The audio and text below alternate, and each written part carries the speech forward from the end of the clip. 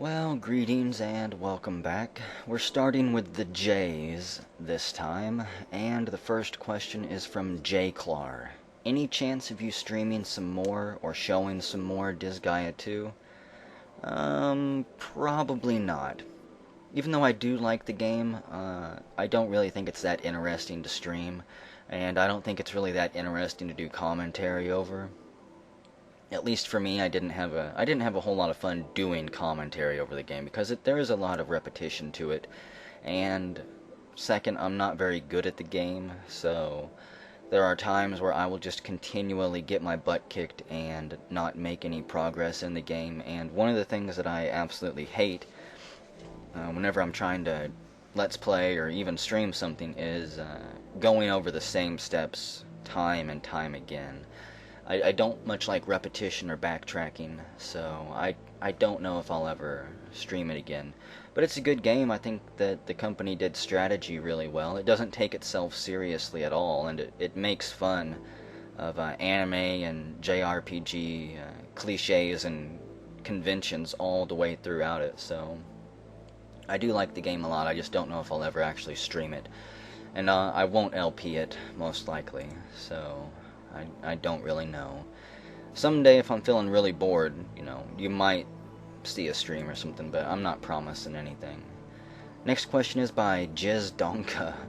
Plump, I really enjoy your videos now and then. I just want to ask you, how did you get your swagger? Since I know you're reading, your videos are always captivating. Thanks a bunch. Well, I always read all my comments, so anytime you post a comment, you should assume that I'm going to read it. The only time I don't read a comment is whenever YouTube does not alert me that a comment has been posted. Occasionally, for some reason or another, it just does not say, hey, there's been a new comment posted on the video. I think whenever I post a new video, there's an initial tidal wave of comments that come in, and sometimes the inbox just shuts down, so if I ever do miss a comment, I apologize, but I do try to read them all. So, let's see. As for my swagger, I don't really know. Do I have a swagger? I guess because I just don't really care, generally. It's my channel, I can do whatever I want, so I can have whatever swagger I want to have and do whatever I want to do, and there's not a damn thing that anyone can do about it. Next question is by John of John. Well, Plump, I know you like tea, but what is your opinion on coffee? I don't hate coffee, but I'll never really go out of my way to make it. I do like cappuccinos, and occasionally in the winter, if I'm, say, like at a gas station or someplace, I'll get a drink from a cappuccino machine or something. I like frappuccinos, iced cappuccinos or whatever they're called. I really like those. But I'm not a big coffee connoisseur. I can't really say that. I don't like plain coffee. It's got to have sugar and creamer and tons of other stuff added to it. So I guess I like to destroy coffee, some people might say. Next question is by Jingles1215. Do you have a favorite work of art? Art here naturally meaning anything you choose to interpret as art. I consider video games art, so I'll just consider this kind of like, what's your favorite video game? And again, it goes back to Final Fantasy VI. As for other forms of art, I don't really care about paintings or pictures. I don't really care about photographic art. Music can be considered art, so there's a few albums that I might kind of put towards the top of my favorite in art. Led Zeppelin 4, that's a really good work of art. Chrono Trigger is a really good work of art. Vanilla Sky, a movie, that's a really good work of art. The Dark Tower series, the books, those are really good works of art. So pretty much the same things that I've already said are my favorites. I guess I would consider as my favorite works of art. But yeah, I don't really care about sculptures or pictures and paintings. I'll never be at a museum wandering around going, yes, I love how he used his brush strokes on this one, and how he blended the colors together. It's just so superb and swell. I don't really care about art like that. Next question is by Joe BT501. What do you think of Valve and Rockstar? Well, I really like Valve. I think as far as big game studios go, they are the studio that does things right. I really like Steam. I think that they've done a superb job of moving gaming into the digital era with that service. I think other developers that are trying to get a piece of Valve's pie, such as EA with Origin, should take a serious look at what Valve has done and, I guess, try to copy and emulate it. Of course, they're not going to do that because those companies suck, in my opinion. I'll never use Origin, and I think it's laughable and funny that EA removed and won't add their games to Steam because I'll never install Origin. I guess I'll help continue to try and create Valve as some type of gaming, digital gaming monopoly until they do wrong by me. Another reason I like Valve is because they don't milk their franchises. You can say what you want about Team Fortress 2 and the hats, but just imagine if Portal, if Left 4 Dead, even though I guess you can't say really that Valve created those games, they were made by other teams but then just kind of brought in by Valve, if I'm understanding correctly. But even for something like Half-Life, imagine if EA or Activision had those franchises. They would have milked them to death by now. You would be seeing a Half-Life game released every year, and it wouldn't really be as good as the current Valve games are. You can say a lot of bad things about Valve, I guess, if you want to, but they don't milk their franchises into the ground. They actually seem to care about them, and I think one of the reasons that they're allowed to do that is because they're a public company, or a private company. They don't have shares. They don't have greedy shareholders that they have to answer to. They're not required to produce unsustainable growth every single year, which is what some of these bigger companies have to do in order to appease their shareholders. And they have to do it legally, because if the shareholders feel that the people in the company, if the CEO and board members are not doing everything in their power to produce more profit for the company, then they can legally have those people fired, I believe.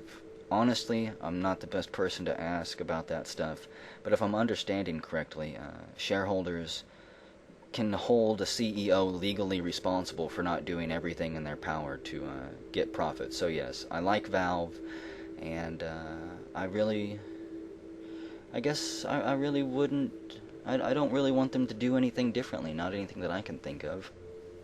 As far as how do I feel about Rockstar, I like Rockstar. I wish that they would be a little bit more lenient on Let's Plays of their games, because I wouldn't mind uploading some Grand Theft Auto 4 videos, but I don't want to get a cease and desist from them and get copyright strikes on my channel just because I enjoy sharing their game with people. If a company doesn't want their game shared, that's their loss. Obviously, Rockstar doesn't need the publicity, but I do think it's kind of a shame that they're so stingy on that. I don't know why. I guess they assume and think that it means people would rather watch the Let's Plays than go out and buy their game. But Let's Plays, if the game is fun looking, I don't see how Let's Plays could possibly detract from the sales. I mean, if I watch somebody playing a game and having a ton of fun with it, and it looks like something I'd have fun with, I'm going to go buy the game. However, if they're playing the game and the game sucks or something like that, then of course I'm not going to go buy it. But I just wish Rockstar would ease up a little bit.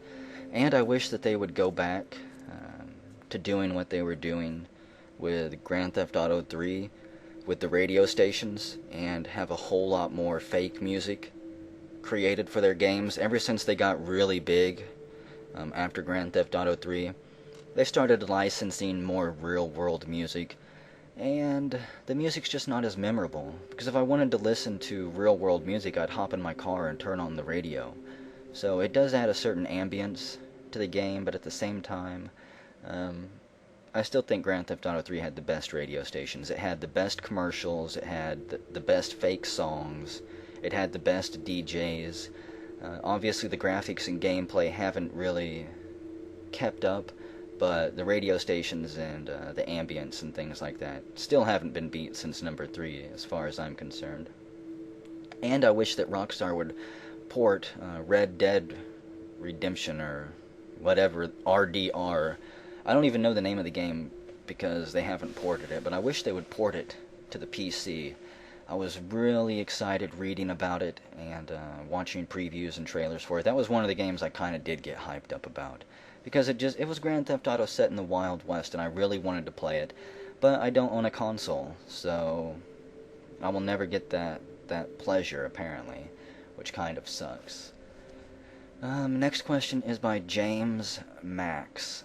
Have you played Bastion? If so, what do you think of the style the game took with the narrator?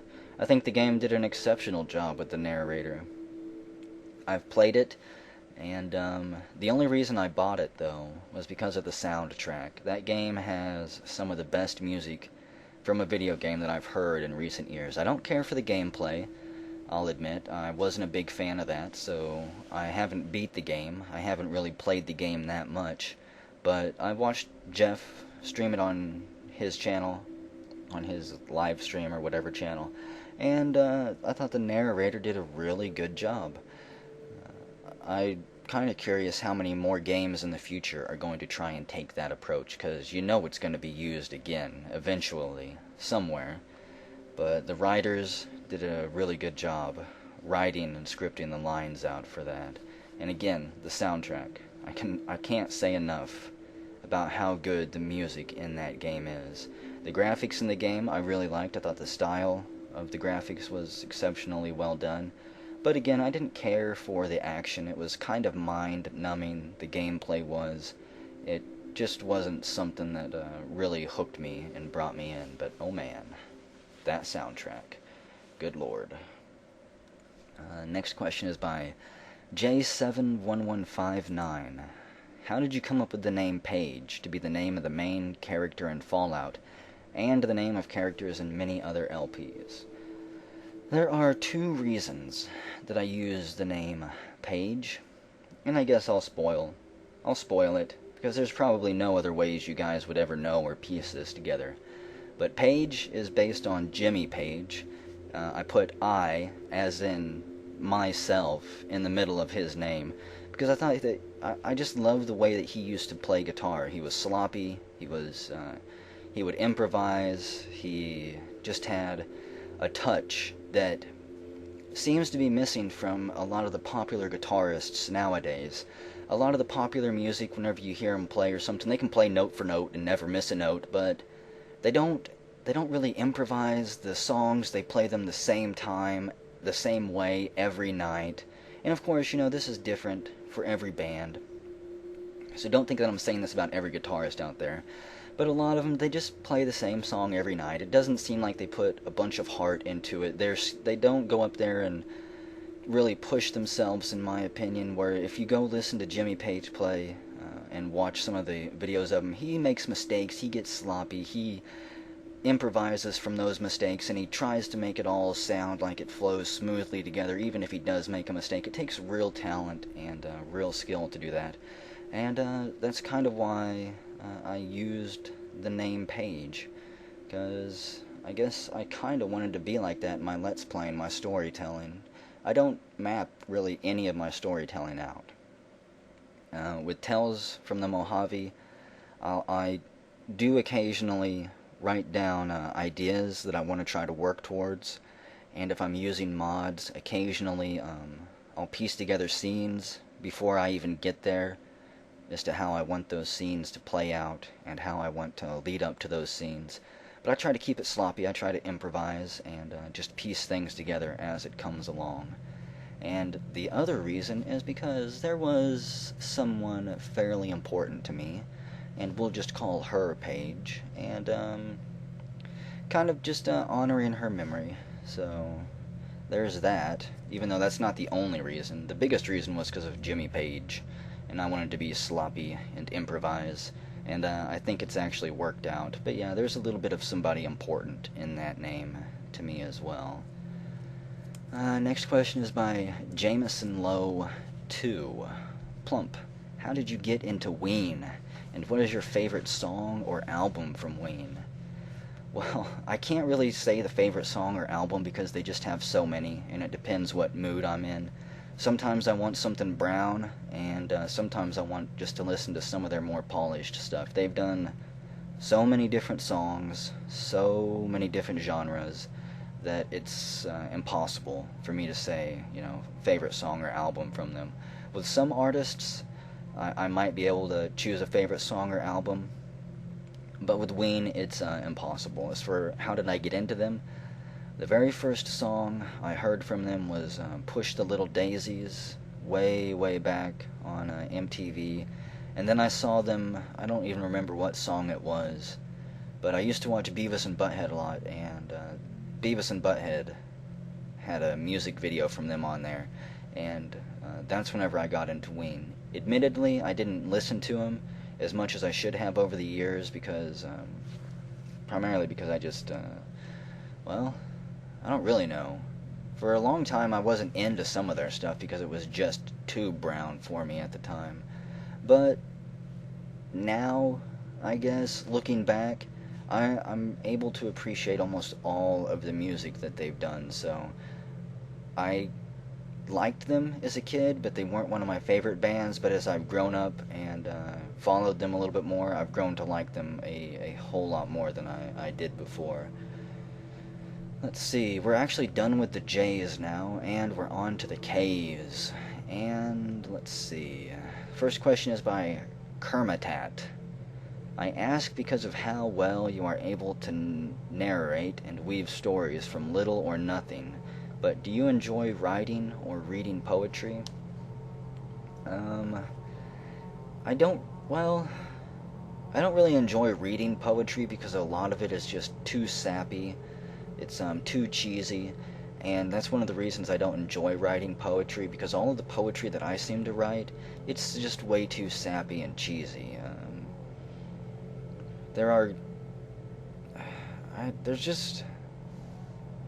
I don't even know how to explain it. It's just like there's not that many examples I've seen of poetry that isn't sappy or cheesy. And, yeah, I don't know. I mean, I enjoy writing it, but man, I don't really enjoy sharing it with anyone because it's just sappy and cheesy, and I guess whenever I do write poetry, I mostly write it for myself.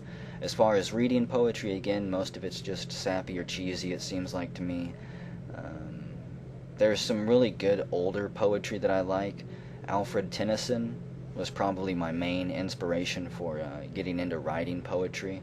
I had a classic book from the Everyman's Library. I had a first edition Alfred Tennyson poetry book, and I used to read that all of the time. But since I lost that book, I don't know exactly what happened to it. I lost it whenever I moved. I don't know exactly what happened to it, but ever since I've lost that book, I've just never really been into poetry. And again, I know there's a lot of poetry out there that isn't sappy or cheesy, but it's kind of difficult to find, it seems like, because anytime you do a search for poetry or start looking through poets, you have to slog through a whole lot of achy, breaky, hard stuff, it seems like. So, it really depends how much I'm enjoying it, and, where it's coming from. Next question is by Kanoki101. When did you have an interest in posting videos on games and various things associated with YouTube? Again, I think I've already answered this, but it was whenever I started posting the videos of Love, the MMO. You can do a Google search for Love Alpha MMO, and I posted like 4 or 5 under the name of Amnesiac Jack. And if you find those, you can see whenever I first got started. Shortly after I posted those, only like a month or 2, or maybe even 3 months, is whenever I got into doing my Dwarf Fortress Let's Plays. So, I don't know, back in 2010 or 2009, something like that's whenever I started. I'm honestly not entirely sure. You might be able to see on my channel page when the PlumpHelmetPunk YouTube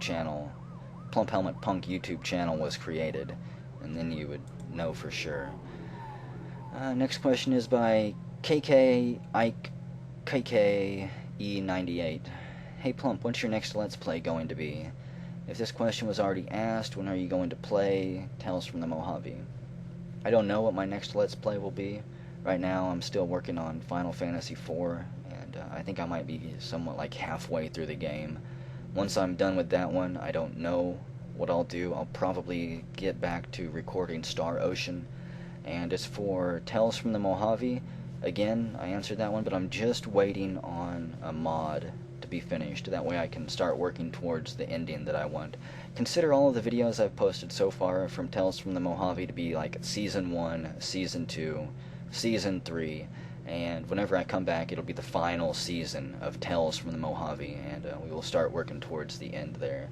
But I don't know when that's going to be, and I'm not going to, I'm not going to force and yell at the guy who's making me the mod, because he's doing it on his own free time, and I'm just thankful that somebody was able to make it. Because if I was trying to piece it together, it would not come out nearly as well as it's going to come out from him working on it. So, next question is from Kalalification. Of the standard core D&D type classes, what do you think fits you best? I think I answered that too already, and I think it's Ranger. If I'm thinking of all the standard RPG classes, pretty much just a Ranger. I like a little bit of solitude and being out in nature. Next question is by Knight4745. Plump, what's your favorite type of music?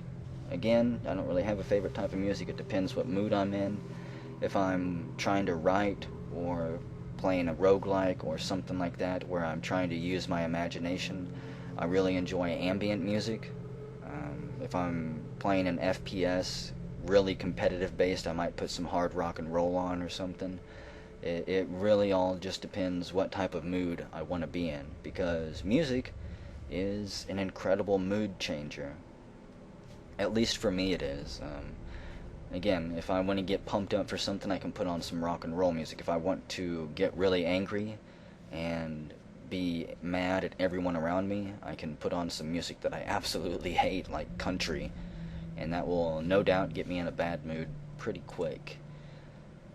Next question is by Kratadark. You seem like you like to tell stories. Do you write or draw stories? Occasionally I write. I've never actually completed a full story. I've had several small short stories and ideas that I've written about, but most of the writing that I do these days anyways is for Fall of Atlantis. I have a design document on that where I write out all of my ideas and piece them together. And for the commercial game that I'm working on, as I work on Fall of Atlantis, whenever I come up with an idea that I can't use there, I try to use it, see if I can use it anyways in the commercial game. And if it doesn't work, it goes in a notepad of various random ideas and story bits that don't seem to fit anywhere, but maybe I can use in the future. On my computer, I have dozens of notepad files filled with different ideas, everything from medieval fantasy to futuristic sci-fi, just little story bits here and there. And I'm thinking whenever I release Fall of Atlantis, I'm going to release all of the documents with that game as well. I doubt that I'll even encode the game. That way, if somebody wants to take apart the game, they can see how I did an event. Say you're trying to learn RPG Maker, you can load up a scene that I've created and you can see how I pieced it together. And I'll release the design document I'm thinking, that way you can see how everything came together. I've also got a map, a grid-based map for Fall of Atlantis, thanks to Doodle Alien. Doodle Alien helped me. Doodle Alien actually made the grid-based map for me to begin with, and I've kind of expanded on it from there, but I'll probably release that with the game as well. And I'm also thinking that once I finish Tales from the Mojave, I may or may not release the notepad files that I have on that, because I have a whole bunch of ideas that I've typed up throughout that game about where I want to go direction-wise and what I want to do with the character, and little events that should or shouldn't happen. Just different things like that. I have something like 20 endings that I wrote out for Tales from the Mojave, because I had no idea how I really wanted to end it. but I spent a whole lot of time writing out various ideas and different things that I could think about doing. So I don't really write, I can't say. I've never really wrote out a full book. I've wrote out, again, some small short stories, but nothing that I would ever release because I don't think I'm that good. I'm glad that you guys tend to think I'm good, and it's given me a little bit more confidence, but growing up, I never had anybody who wanted to read my stuff. Anytime I would write something and try to get my friends to read it, they would just laugh, or, they wouldn't read it at all, they wouldn't be interested. I never had any family that was really interested in reading my work, so it's good to finally, I guess, have people online who actually care about what I'm doing and think that it's good. It's given me confidence to actually kind of continue with it, which I just want to say, for any of you out there who know somebody who's young and is trying to get into a hobby like drawing or playing instruments or writing, you really need to encourage them. If they are writing, ask them if you can read it. And if they ask you to read something, you should really read it and be serious about it. Don't laugh at it. Give them some good criticism. Give them some good critiquing. If you're going to say something bad about it, also try to say something good, because you need to keep them encouraged when they're young so that they'll stick with it. Otherwise, they will do something horrible like go into business or get into marketing and advertising, and you don't want to push somebody to do that, do you? Let's see. Next question is by Kitty Odikara. I noticed that you like RPGs, so what do you think of the Elder Scrolls games? Well, I've mentioned Daggerfall, thanks to Grimmeth's Let's Play of it. I know that I do not like that game at all. I played Morrowind, but I didn't really care for it, and I know that's blasphemous in some circles, but I hated the combat in that game. I hated the fact that the world just felt so dead. I mean, there was huge swaths of area that it seemed like there was absolutely nothing to do. I did not like the skill system or the level system in that game. In fact, I hate the skills and level systems in almost all the Elder Scrolls game, because if you're not meticulous about how you're leveling up, you can really screw yourself, which is what happened to me in Oblivion. I ran around jumping and doing all types of other stuff and leveling up, and then all of a sudden I find myself unable to even hurt any of the monsters because of the stupid leveling system that game has. As the monsters level up with you, if you haven't paid, strict attention to your combat skills and things like that, you'll find yourself screwed. The only reason I beat that game is because I had to turn my difficulty all the way down, because I couldn't even kill something as simple as a bear, because I just couldn't cause any damage to it, because the game was leveling them up with me. So I hate scaled level systems. I think it's a cheap, lazy thing that designers do, because they're cheap and lazy. I like level systems like Fallout, where, yeah, you can kind of screw yourself over, but even if you do, there are ways around it, and there's different difficulty areas on the map.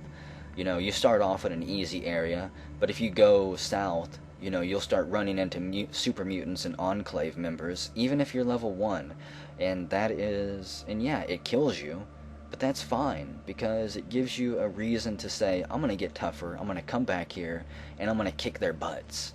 With Morrowind, or not Morrowind, because Morrowind didn't have scaled leveling, but with Oblivion, and probably even Skyrim, there's no point in leveling up, because as you level up, everyone levels up. The bandits go from leather armor to glass armor to Daedric armor, and it's like, why am I leveling up? I'm just making it harder on myself to level up.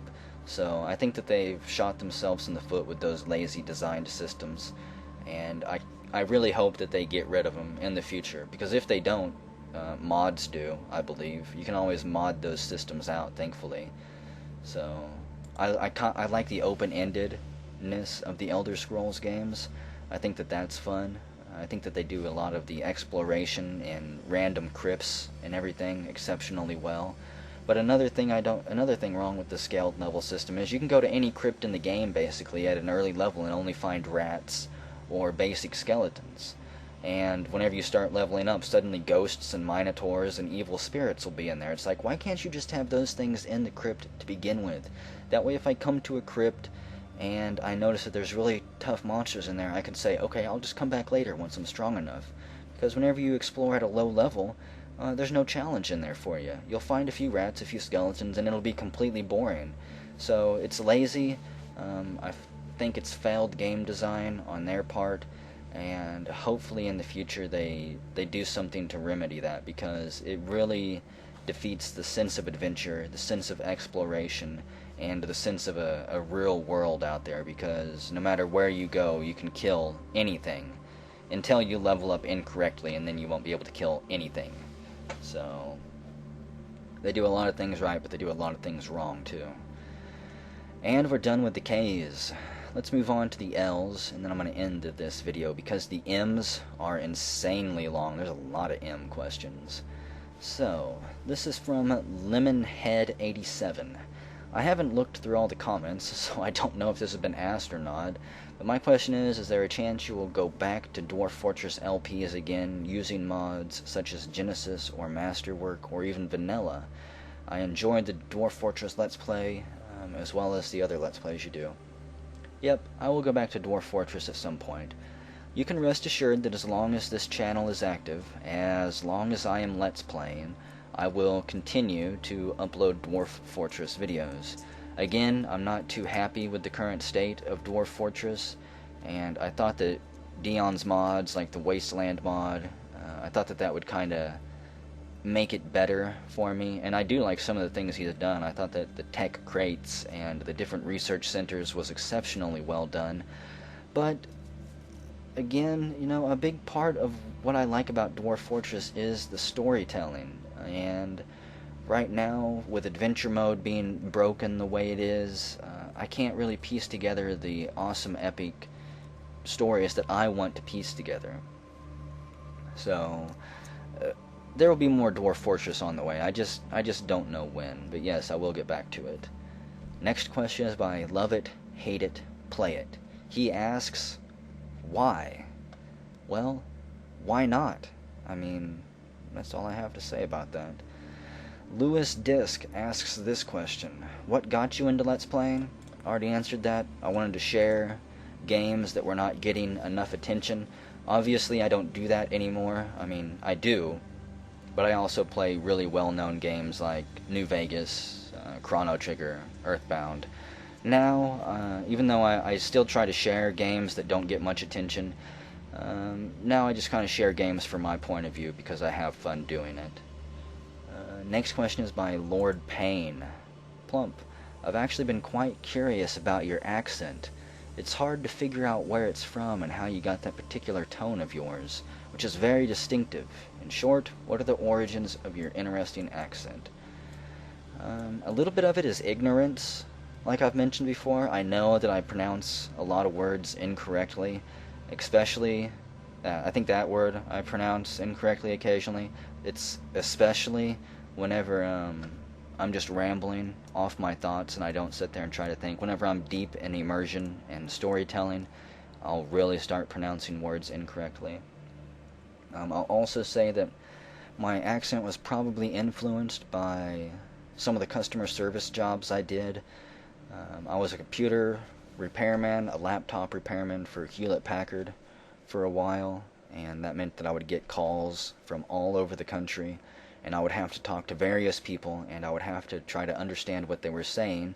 And sometimes whenever you've been on the phone with somebody for an hour or two, your voice, at least for me, my voice will start to mimic them. So I picked up various accents from the people from around the world that I talked to, because I had another job working with FedEx, clearing packages through U.S. Customs, and occasionally I would have to call overseas and talk to people. I would have to call all around the United States and talk to various people. And I just bumped into a lot of really interesting dialects and accents, and I guess I've kind of Borgified them over the years and pieced together my own accent, whether or on purpose or on accident, by listening to them. So that's where my accent has come from. A little bit of ignorance and a whole lot of culture from around the world, because everybody, it seems like, pronounces things differently, and that's the beauty of the English language. It's not a perfect language. It is constantly evolving and changing, and the written language is the only thing that's really set in stone. But even that's not set in stone, because as long as the spoken language continues to change, eventually the written language has to shift in order to keep up with it. So that's where my accent has come from. Larian the Mage asks this one. This has been puzzling me for a while, but what do you do for a living? I think I mentioned that one as well. I've done various customer service jobs over the past few years. I have a part-time job at a tax office right now that I'm not, obviously since tax season is over, I'm not doing that. At this point in time, right now, really all I do is help my dad with his cattle, which doesn't really pay me anything, and raise pugs, and that also does not pay nearly as much as I would like, because ever since the housing bubble in 2008 crashed and the market has just slowly died, people's money has dried up as things get more difficult, the price that people are willing to pay for dogs has fallen drastically. You used to be able to sell pugs for anywhere between, on a bad day, back then you could sell them for $450. That was on a really bad day, and on a good day, it was anywhere up between $600 to $700.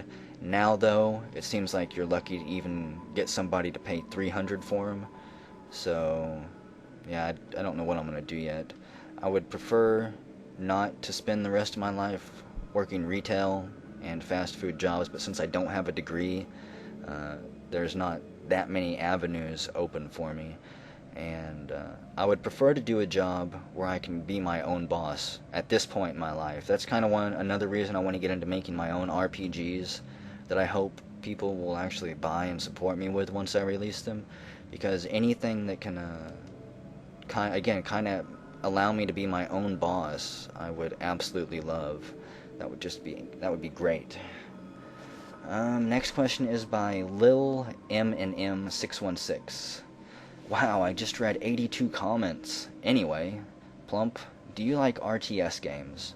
I don't mind them, but they're certainly not one of my favorite genres. I don't really, I don't play them a lot. I mean, I used to like Command and Conquer. I really liked Red Alert back in the day.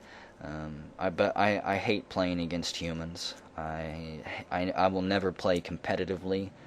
Anytime I ever did play those games against other people, it was mostly just against friends for fun, and that's really the only time I enjoy RTS games, is whenever I'm playing against friends who don't take it too seriously.